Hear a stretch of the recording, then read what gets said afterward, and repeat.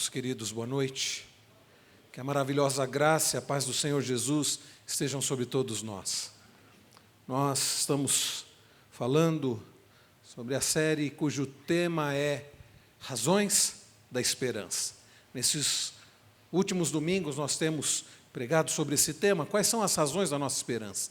E nós temos olhado para a Epístola de Paulo aos Romanos e na palavra do Senhor nós temos encontrado verdadeira, sólida esperança em Cristo Jesus.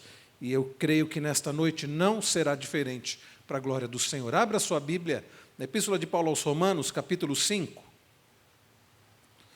Romanos, capítulo 5.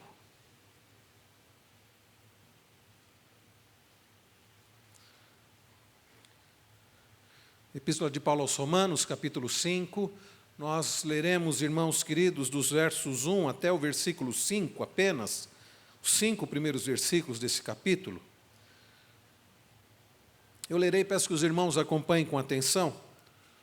A palavra do Senhor que nos diz: justificados, pois, mediante a fé, temos paz com Deus, por meio de nosso Senhor Jesus Cristo, por intermédio de quem obtivemos igualmente acesso pela fé a esta graça na qual estamos firmes e gloriamo-nos na esperança da glória de Deus.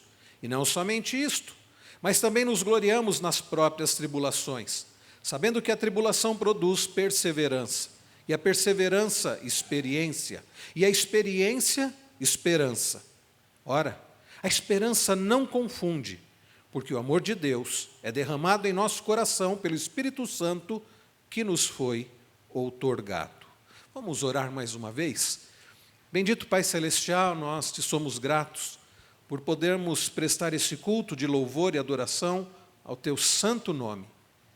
Somos gratos pela tua bendita, preciosa, inerrante, suficiente, eficiente palavra. E nós, ó Deus, nós rogamos ao Senhor que aplique a tua palavra, os teus santos ensinos, aos nossos corações.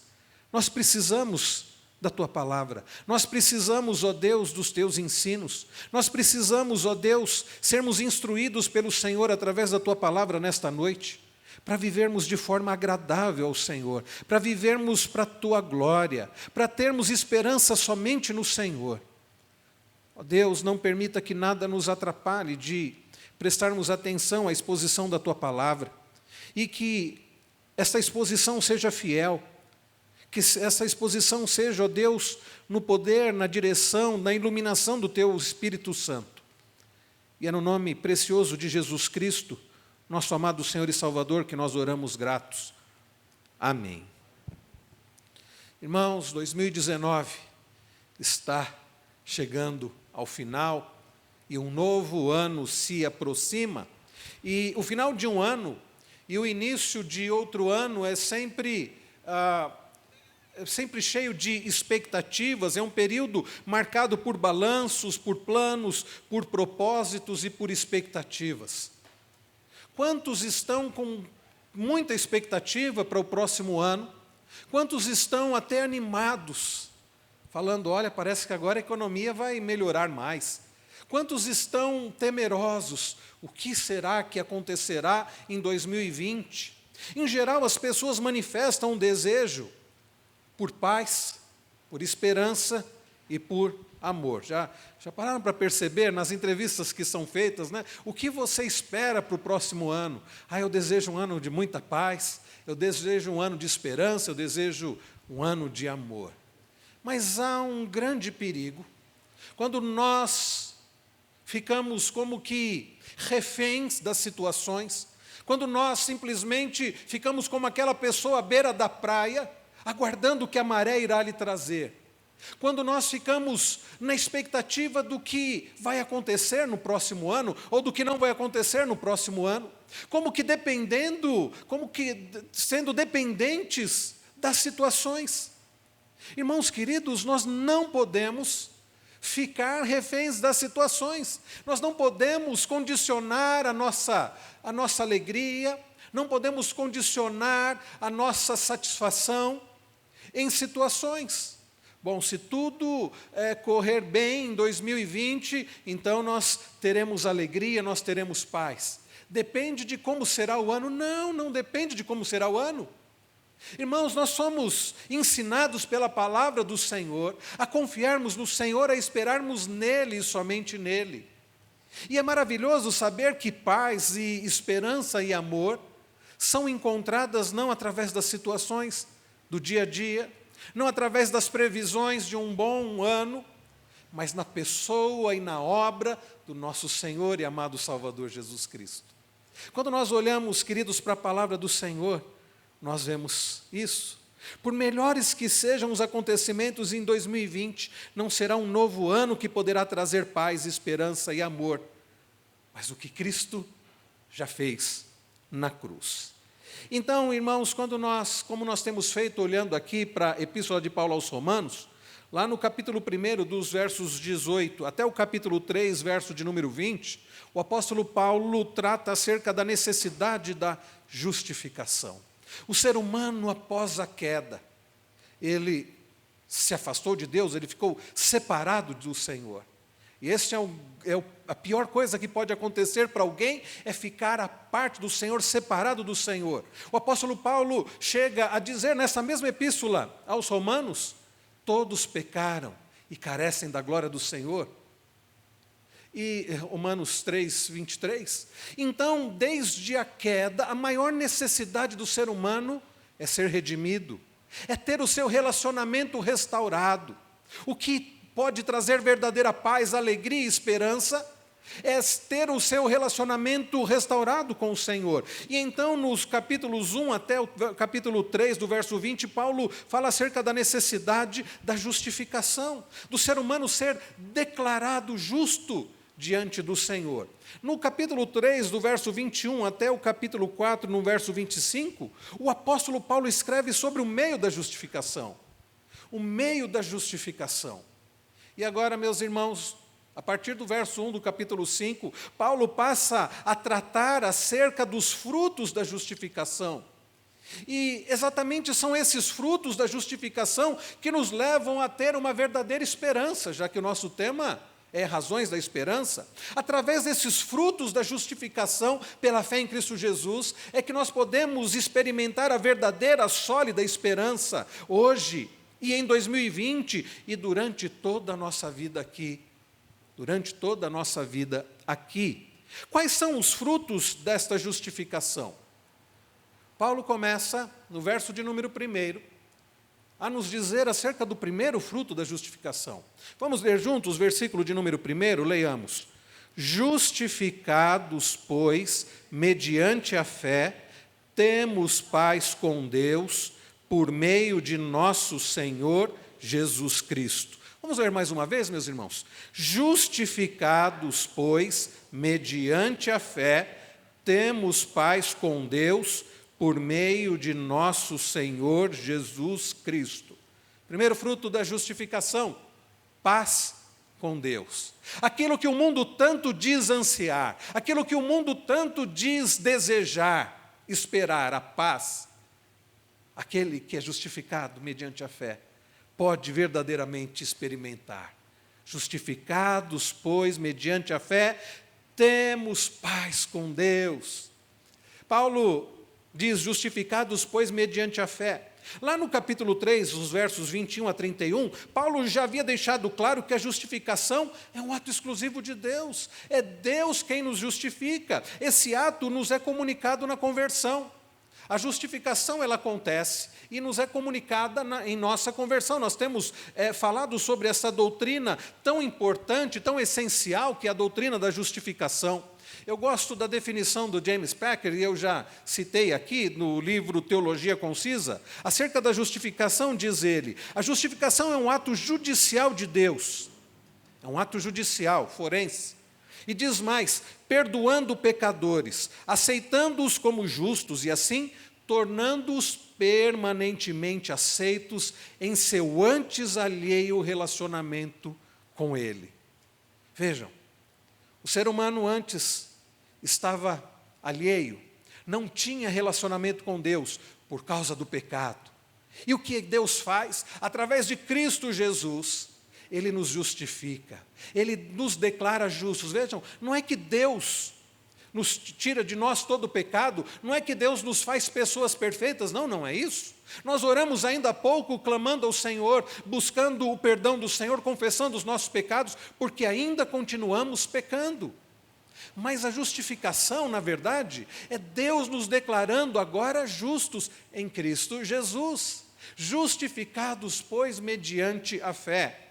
Irmãos queridos, nós não somos justificados por causa da nossa fé. A base da nossa justificação não é a fé é um instrumento. Nós cremos no Senhor, Jesus como nosso Senhor e Salvador. E esse é um instrumento, mas a base da nossa justificação é o que Jesus Cristo fez.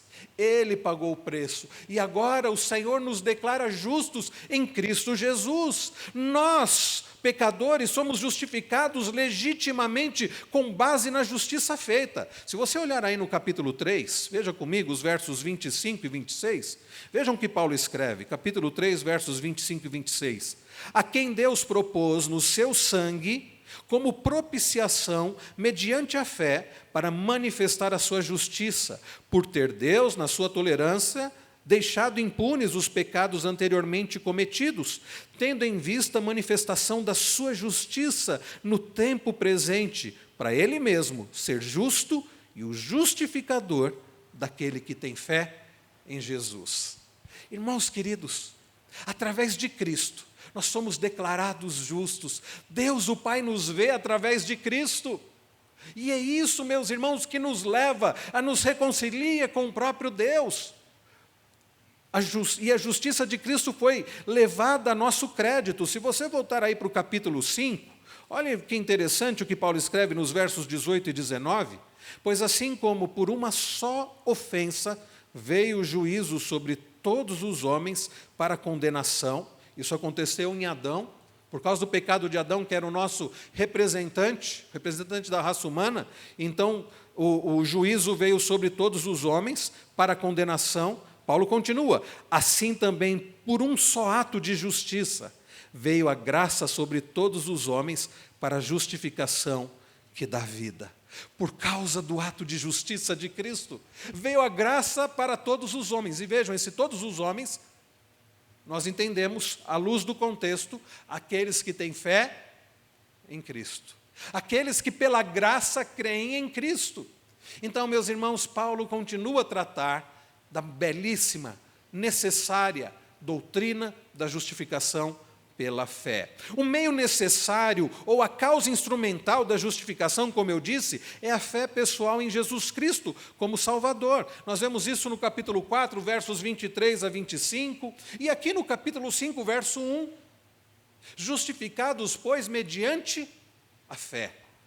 Então, a fé é necessária, é um instrumento, mas a base da nossa justificação é a obra de Cristo. E é interessante notar que a justiça de Cristo é imputada a nós, que não merecemos, que não somos perfeitos, mas esta é a belíssima doutrina da justificação pela fé.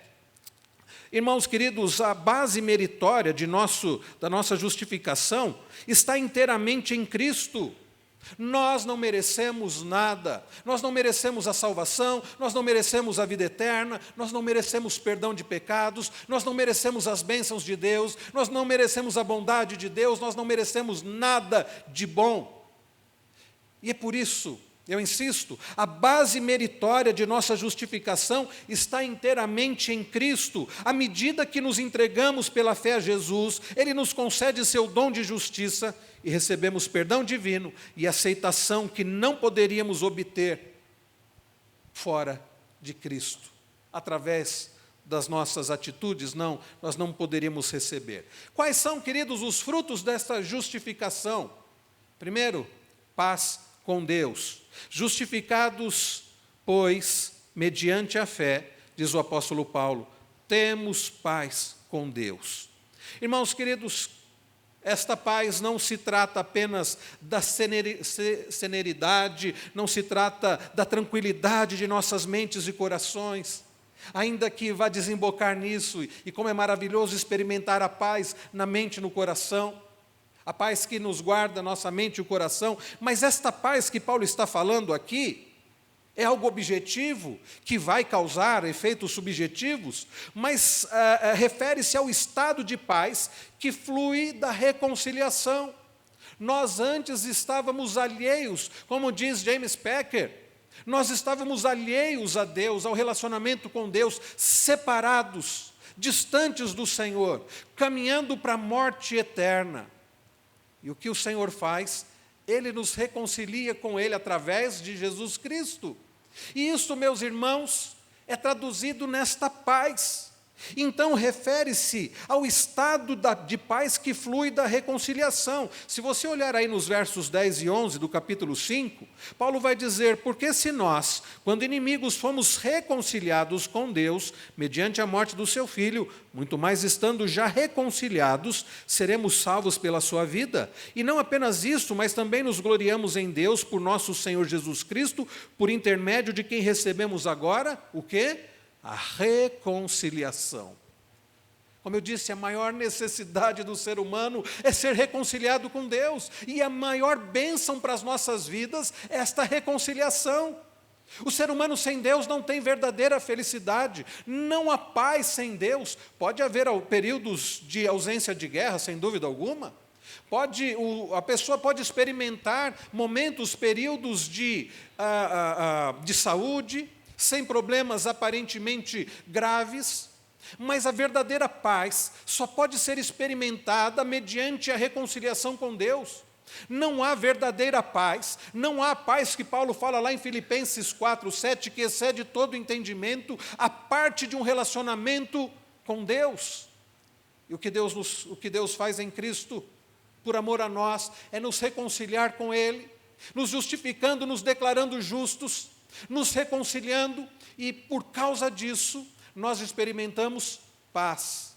O ser humano sem Deus, o ser humano à parte de Deus, ele não experimenta paz. Ele pode experimentar, como eu disse, períodos de satisfação, períodos sem maiores problemas ou tormentos, mas a verdadeira paz ele não experimenta e nunca experimentará a parte de Cristo. De forma, irmãos, que a paz do coração e da mente procedem da paz de Deus. Um dos comentaristas que eu li, preparando essa mensagem, John Murray, ele diz exatamente isso. A paz do coração e da mente procedem da paz de Deus, sendo o reflexo em nossa consciência do relacionamento estabelecido pela justificação. Sim, nós podemos experimentar a verdadeira paz, que guarda a nossa mente e o nosso coração, a verdadeira paz que excede todo entendimento, a verdadeira paz mesmo em meio às dificuldades, em meio aos problemas, ao sofrimento, na reconciliação com Deus, reconciliados com Deus, fortalecidos, amparados pelo Senhor, confortados pelo Senhor, sustentados pela maravilhosa graça do Senhor. Sim, a verdadeira paz é possível através de Cristo. Então, por meio de nosso Senhor Jesus Cristo, temos esta paz. Veja, você não depende dos acontecimentos de 2020 para ter paz. Você não depende do que irá acontecer no próximo ano. Você nem precisa ficar olhando, assistindo pessoas que fazem previsões. Você não precisa ficar ansioso em relação à economia, em relação ao governo. Você não, ainda que você deva orar, e nós devamos desejar dias bons, devemos sim interceder. Paulo fala sobre orar pelos reis, pelos aqueles que estão investidos de autoridade, para que tenhamos uma vida boa aqui. Mas, irmãos, não é isso que vai definir se vamos ter verdadeira paz ou não. Não é o fato se você vai ter saúde. Não é o fato se você vai continuar empregado ou se vai arrumar um emprego, se os seus filhos vão estar bem na escola, se tudo vai ocorrer bem, não é isto. A verdadeira paz, ela pode ser experimentada na vida daqueles que pertencem ao Senhor, e ela é experimentada pelo fato de termos sido reconciliados com Deus, de termos agora relacionamento com Ele, de pertencermos ao Senhor e de poder buscar ao Senhor, como Paulo nos orienta a fazer lá em Filipenses 4, não andando ansiosos, antes colocando diante dEle, através de orações e súplicas com ações de graças, e experimentando a paz de Deus que excede todo entendimento. Então, irmãos queridos, é possível sim esperança para o próximo ano, não por causa do que irá ou deixará de acontecer no próximo ano, mas efetivamente por causa do que já aconteceu. O que Jesus Cristo fez, por causa da obra de Cristo, que nos reconciliou com o Senhor. E agora nós temos paz com Deus. Você que está em Cristo tem paz com Deus. O problema é que às vezes nós nos esquecemos disso e somos enganados pelo nosso próprio coração e ficamos como que a depender de situações, de coisas para estarmos em paz. E nos deixamos levar pela ansiedade, deixando de confiar no Senhor, deixando de buscar ao Senhor, deixando de viver nesta bendita certeza de que já fomos reconciliados com o Senhor e que nós não precisamos de mais nada, nós não dependemos de mais nada para termos a verdadeira paz. Como Davi escreve no Salmo 23, o Senhor é o meu pastor e eu não preciso de mais nada, eu estou satisfeito. A verdadeira paz através de Cristo Jesus. Então nós vimos que o significado básico de paz aqui é a reconciliação com Deus por meio da morte de seu Filho. Isso implica, meus irmãos, a remoção da ira divina do pecador e a restauração deste ao favor divino. A minha pergunta para você é: você já foi reconciliado com Deus? Você já pertence ao Senhor? Ou você tem vivido longe do Senhor, separado do Senhor? A boa notícia para você é que em Cristo Jesus, a reconciliação. Em Cristo e somente em Cristo a salvação. Em Cristo a perdão de pecados. Em Cristo a justificação. Em Cristo a certeza de vida eterna. Em Cristo nós temos o nosso relacionamento restaurado. Somos redimidos e podemos experimentar a paz, verdadeira paz do Senhor. Justificados, pois, mediante a fé, temos paz com Deus, por meio de nosso Senhor Jesus Cristo. Esse é o primeiro fruto da justificação. Irmãos queridos, através dessa paz, através dessa paz, experimentamos a paz que excede todo entendimento, que eu citei lá de Filipenses 4:7. E no versículo de número 2, há até uma continuidade natural. Ele diz: por intermédio de quem obtivemos igualmente acesso pela fé, a esta graça na qual estamos firmes. Paulo, então, dá continuidade a este assunto, falando desta justificação que temos mediante a fé e a paz que experimentamos. E agora, então, Paulo diz que, por intermédio, ou seja, por meio de quem obtivemos, foi por meio da pessoa e obra do Salvador, apropriadas pela fé, que o acesso a este estado de graça, que graça é essa que Paulo está se referindo? É a justificação. Tá? Então foi por meio da pessoa e obra do Salvador, apropriadas pela fé, que o acesso a esse estado de graça, ou seja, o estado da justificação, fora efetuado. Irmãos queridos, que maravilhoso saber que em Cristo nós temos a reconciliação. O acesso a esse estado de graça implica confiante acesso ao Pai.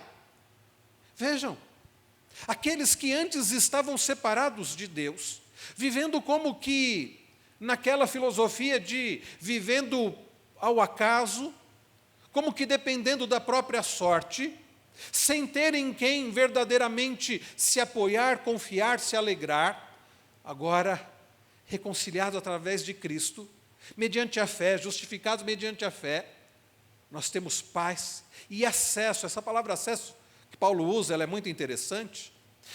Essa palavra era usada, por exemplo, para se referir ao acesso de pessoas a um rei.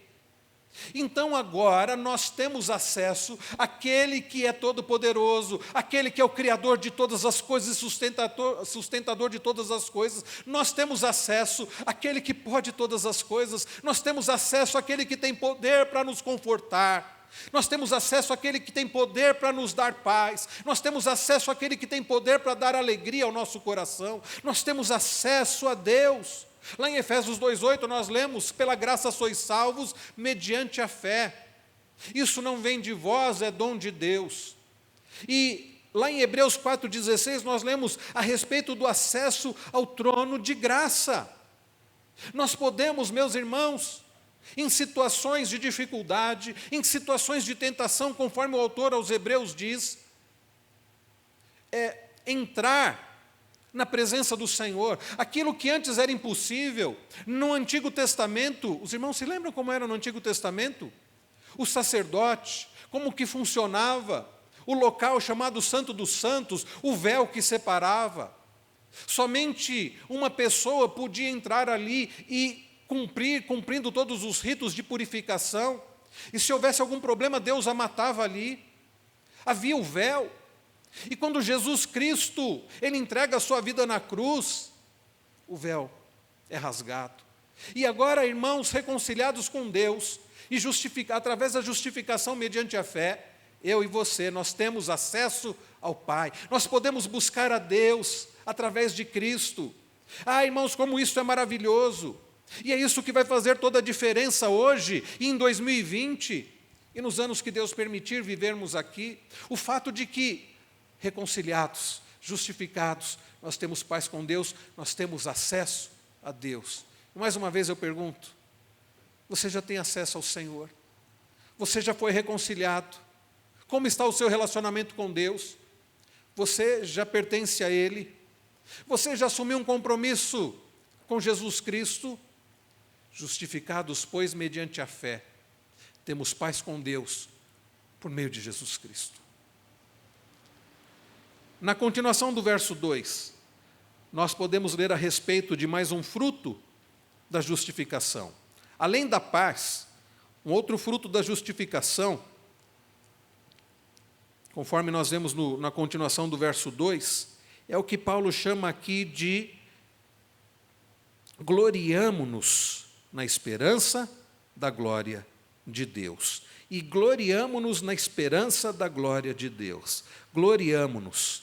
Esse gloriamo-nos é uma palavra que, do original grego, tem um sentido de um regozijo. Eu fui pesquisar essa palavra. É interessante que a raiz dessa palavra, no dicionário de teologia, vem da raiz de alguém que tem aquela jactância. Mas aqui não é um orgulho nosso. Paulo não está falando que nos orgulhamos em nós mesmos. Paulo está falando sobre nos regozijarmos no Senhor. É uma alegria, um regozijo, uma alegria triunfante. Ele diz, e gloriamo-nos na esperança da glória de Deus. O ser humano sem Deus se gloria nele mesmo.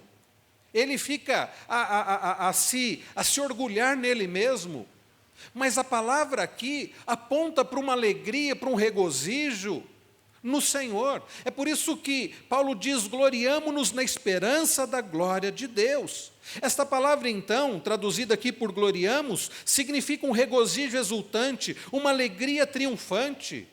É a ideia de exultar sobre, é a ideia de triunfar. Então, aqueles que estão em Cristo, aqueles que pertencem a Cristo, aqueles que foram reconciliados com Deus através de Cristo, aqueles que foram justificados pela fé em Cristo, eles podem experimentar a paz e podem experimentar esse regozijo, podem experimentar essa alegria que o mundo não tem poder para dar.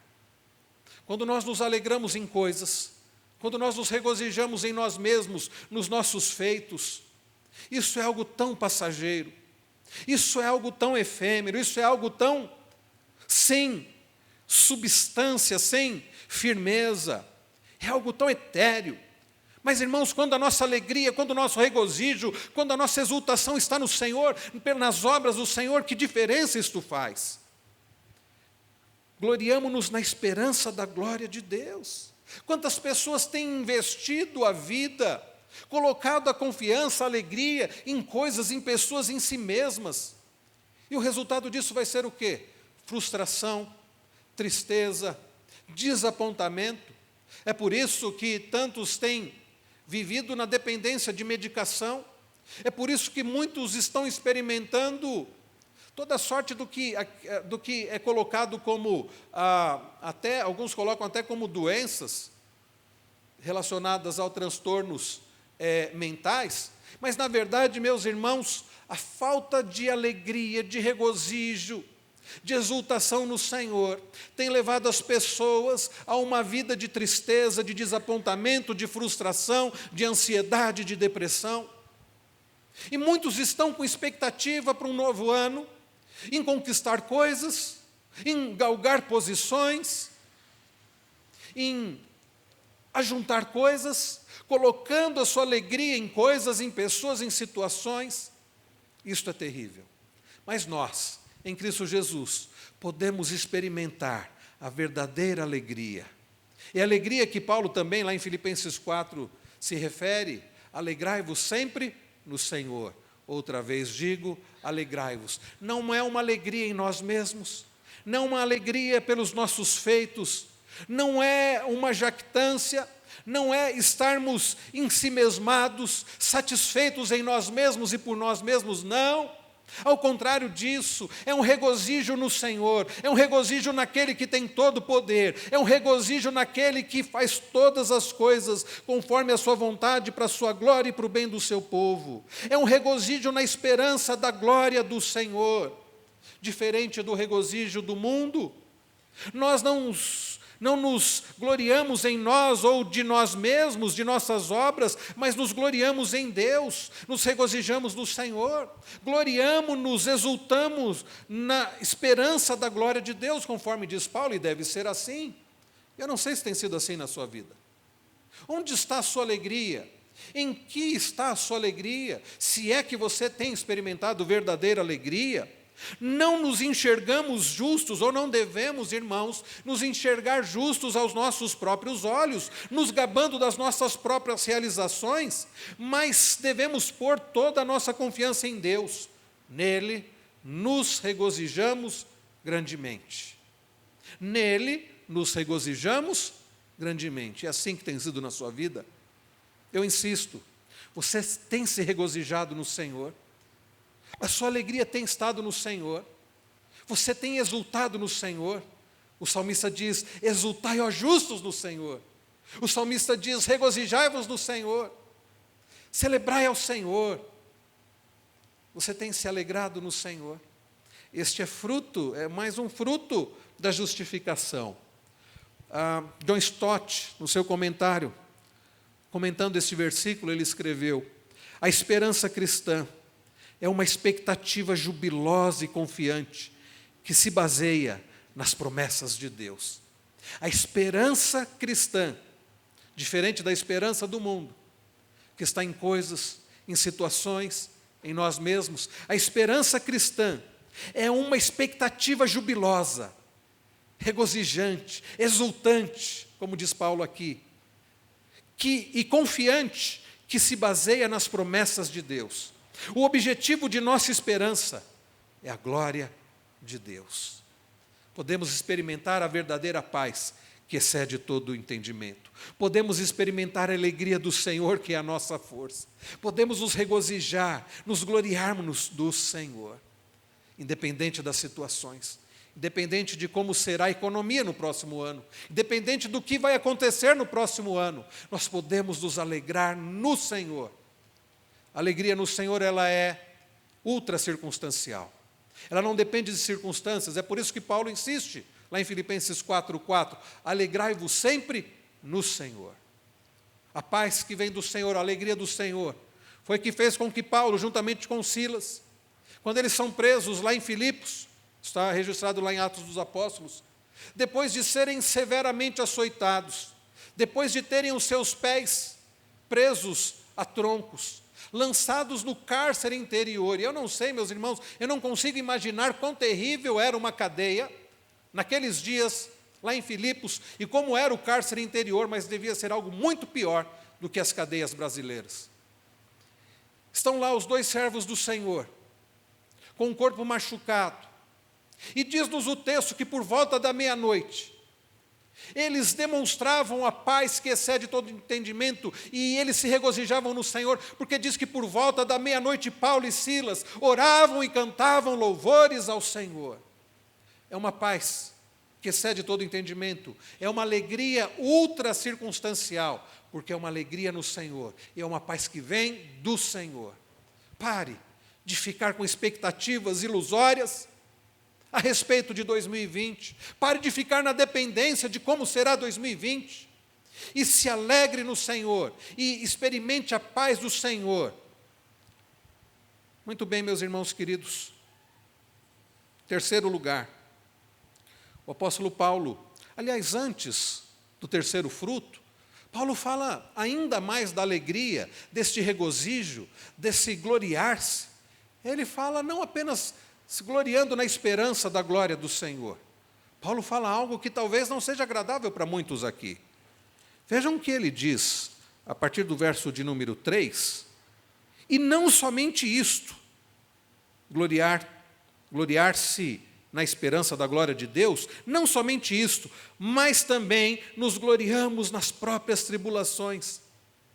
Que interessante, estranho, pode parecer para você? Paulo, você talvez até diga, não, eu entendo essa ideia de gloriarmos-nos na esperança da glória do Senhor. Eu entendo, isso faz sentido. Nos regozijarmos na esperança da glória do Senhor, isso faz muito sentido. Mas Paulo fala também sobre nos gloriarmos nas tribulações. Opa! Como podemos nos gloriar nas tribulações? E aqui Paulo nos ensina, irmãos queridos, que independente das circunstâncias que iremos experimentar em 2020, precisamos ter a certeza de que Deus está no controle de todas as coisas. Aquilo que Paulo escreve mais à frente, nós já falamos sobre isso, já tratamos numa mensagem anterior, Romanos 8, 28, todas as coisas contribuem para o bem daqueles que amam a Deus. É preciso saber, isso é que vai arrancar do nosso coração o temor e a ansiedade. É preciso saber que o Senhor continuará no controle de todas as coisas no próximo ano. Um ciclo termina, outro irá se iniciar, mas em nada mudará o fato de que Deus continuará no controle de todas as coisas, e nada que nos sobrevier será por acaso. É por isso que Paulo é capaz de dizer que devemos nos gloriar, inclusive nas tribulações. A minha palavra de ânimo para os irmãos aqui, não é que vamos ter um novo ano livres de tribulação, não é que o novo ano vai nos trazer uma vida do tipo mar de rosas, sem experimentarmos dificuldades e sofrimentos. Não é esta a mensagem bíblica. Mas a mensagem bíblica que traz esperança ao nosso coração é que mesmo enfrentando problemas, tudo isso terá um propósito abençoador para a minha e para a sua vida. A ponto de Paulo dizer no verso de número 3, e não somente isto, mas também nos gloriamos nas próprias tribulações. Por quê, meus irmãos queridos? Ele diz, por causa do propósito das tribulações. Nenhum de nós é masoquista e está ansioso por experimentar sofrimento e dor, é claro que não. Desejamos não experimentar dores e sofrimentos. Pedimos ao Senhor que não experimentemos isso. Mas a nossa esperança está no fato de que, se experimentarmos, é porque Deus terá um propósito abençoador para as nossas vidas. Gloriamo-nos em meio às tribulações. Por quê? Por causa daquilo que as tribulações irão produzir. Ele diz no final do verso 3, sabendo que a tribulação produz perseverança. Como eu disse, meus irmãos, não é ter prazer no sofrimento, mas é saber que o Deus Todo-Poderoso, sábio, que dirige todas as coisas através da sua providência, ou seja, para a glória dele e para o bem do seu povo, irá permitir, se necessário, tribulações na minha e na sua vida, com o objetivo de nos fazer perseverantes, sabendo que a tribulação produz perseverança. A tribulação, irmãos queridos, produz perseverança. Perseverança aqui, queridos, é nos levar a uma verdadeira segurança no Senhor e firmeza no Senhor. Nós, fracos que somos, pecadores que somos, nós temos a tendência de não sermos perseverantes. Por causa da nossa fraqueza, nós nos desesperamos, nós desistimos, nós falhamos, mas exatamente por causa disso, o Senhor, por vezes, permite situações que nos levam a sermos mais perseverantes, a ficarmos mais firmes. Irmãos queridos, a perseverança aqui, dita por Paulo, nos leva a enxergarmos a nossa própria fraqueza e buscar fortalecimento no Senhor. O sofrimento, então, produz perseverança. Embora seja verdade, queridos, que a perseverança é a força para suportar as dificuldades, é basicamente o resultado da operação do Espírito Santo na vida dos filhos de Deus. Ela, irmãos, implica ação humana. Então, sim, nós dependemos do Senhor. E graças ao Senhor nós temos o Espírito Santo que habita em nós. Mas o fortalecimento necessário vem do Senhor. E Ele, não apenas através do Seu Espírito Santo em nós, mas permitindo situações que nos levarão a termos uma maior firmeza, a termos uma maior a capacidade de suportar com persistência as dificuldades desta vida. Então, de forma alguma, é uma qualidade passiva. A pessoa que a tem persevera, ela fica firme no que tem e fiel até a morte. Nós precisamos ser perseverantes. E, por vezes, o Senhor vai permitir tribulações para nos fazer mais perseverantes, para nos fortalecer mais, para suportarmos situações que precisaremos suportar. Então não estranhem, como nós lemos lá na epístola de Tiago, na epístola de Pedro, não vamos estranhar os sofrimentos, não vamos estranhar as tribulações, porque Deus sabe o que está fazendo. John Piper, eu já citei isso aqui, um dos seus livros ele escreve sobre não desperdiçarmos o câncer, não desperdice o seu câncer. Quando nós entendemos que tudo vem de Deus e tudo tem um propósito.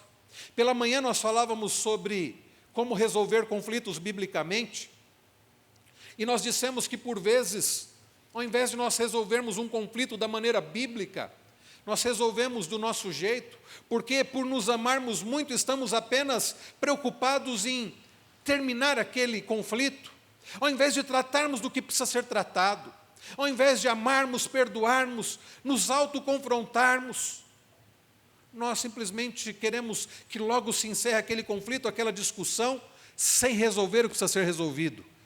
Quantas vezes nós desperdiçamos conflitos, quando nós não os resolvemos de maneira bíblica, para a glória do Senhor, e para a nossa própria instrução e crescimento. E não apenas através de conflitos, através de problemas. E agimos como crianças mimadas, dizendo, eu não quero isso, eu não aceito isso. Mas o Senhor vai permitir tribulações, não porque Ele não nos ama, pelo contrário, não porque Ele não se importa conosco, pelo contrário, porque Ele nos quer fazer mais parecidos com Seu Filho Jesus Cristo. E este é o propósito de Deus. Romanos 8, 28, 29, 30, nós aprendemos sobre isso. Todas as coisas contribuem para o bem daqueles que amam a Deus, a saber, os que foram chamados segundo o seu propósito. Aqueles que Deus de antemão predestinou. Conheceu também os predestinou para quê? Para serem conformes o seu Filho. Todas as coisas vão contribuir, inclusive as tribulações, para o Senhor nos fazer semelhantes a Jesus Cristo. Então a tribulação, nós devemos nos alegrar, não na tribulação pela tribulação em si, mas porque na tribulação o Senhor vai nos fazer perseverantes. Paulo continua. E vejam, irmãos queridos, o que mais ele diz, e a perseverança, verso de número 4, e a perseverança vai produzir o quê? Experiência. Sabe o que significa aqui experiência? Significa maturidade. É a continuação do propósito de Deus em nos conformar à imagem de Cristo, aquele que é o varão perfeito. Se você quer saber o que é maturidade, olhe para Cristo. Cristo é o exemplo de maturidade perfeita, é o homem perfeito, é quem nós precisamos buscar ser, semelhantes. Então, a tribulação produz perseverança, e essa perseverança, nessa capacidade de suportar situações, esse fortalecimento do Senhor vai nos levar a sermos mais maduros, porque, como eu disse, por vezes nós somos mais semelhantes a crianças imaturos, mimados, orgulhosos, amando muito a nós mesmos, do que semelhantes a Cristo, amando a Deus sobre tudo e ao próximo como a nós mesmos. Irmãos queridos, Deus tem um propósito abençoador nas tribulações, para nos fazer perseverantes e para nos fazer maduros. A Nova Versão Transformadora traduz, ao invés de experiência, ela traduz caráter aprovado. E essa é a ideia, alguma coisa que foi provada e foi aprovada. O Senhor, através da tribulação, nos produz em nós perseverança, e isso vai nos levar a termos um caráter aprovado. E é por isso que eu e você, ao enfrentarmos tribulações, não devemos nos desesperar, não devemos nos voltar contra Deus, reclamar, murmurar, mas devemos entender que Deus tem um propósito benfazejo, um propósito abençoador, de nos fazer semelhantes a Cristo, de nos fazer ter o caráter aprovado. E Paulo continua, meus irmãos, na continuação do verso de número 4, ele diz, e a experiência, esperança. E aí volta, meus irmãos, ao que nós lemos no verso de número 2, a esperança da glória de Deus. Produz esperança, produz confiança. Através das tribulações, que nos faz mais firmes, fortes, que nos leva a ser mais parecidos com Cristo, nos levando a ter um caráter aprovado. Isso faz tirarmos os olhos de nós mesmos, das coisas, das situações, e nos faz olhar para o Senhor, e confiar no Senhor, e depositar toda a nossa esperança no Senhor.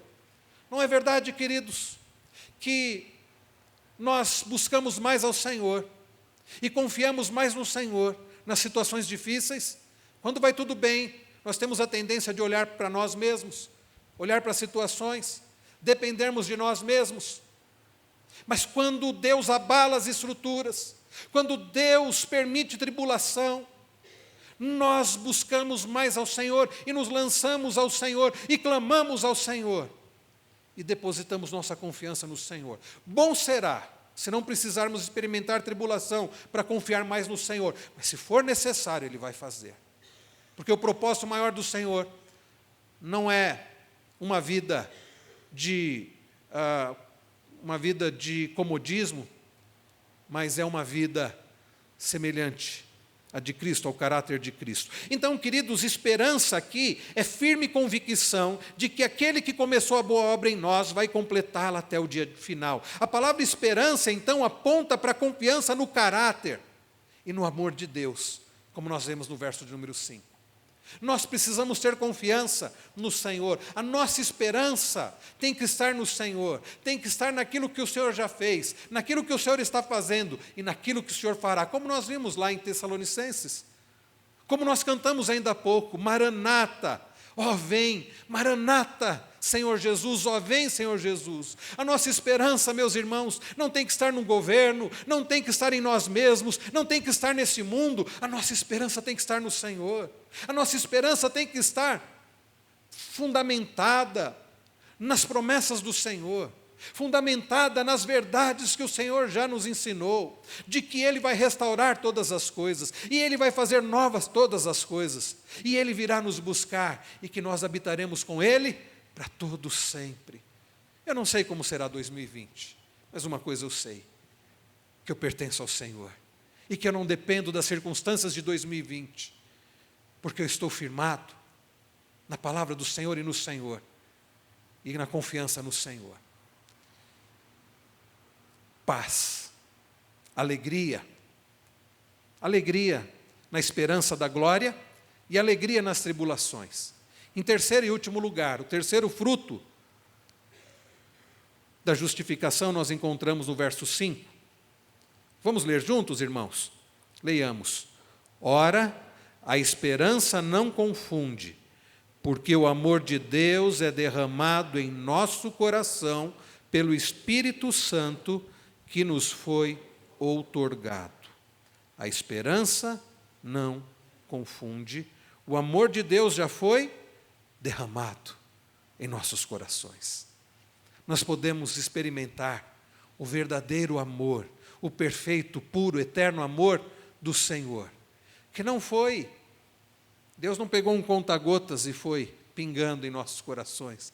Paulo diz que esse amor foi o quê? Derramado. Em Cristo Jesus, meus irmãos.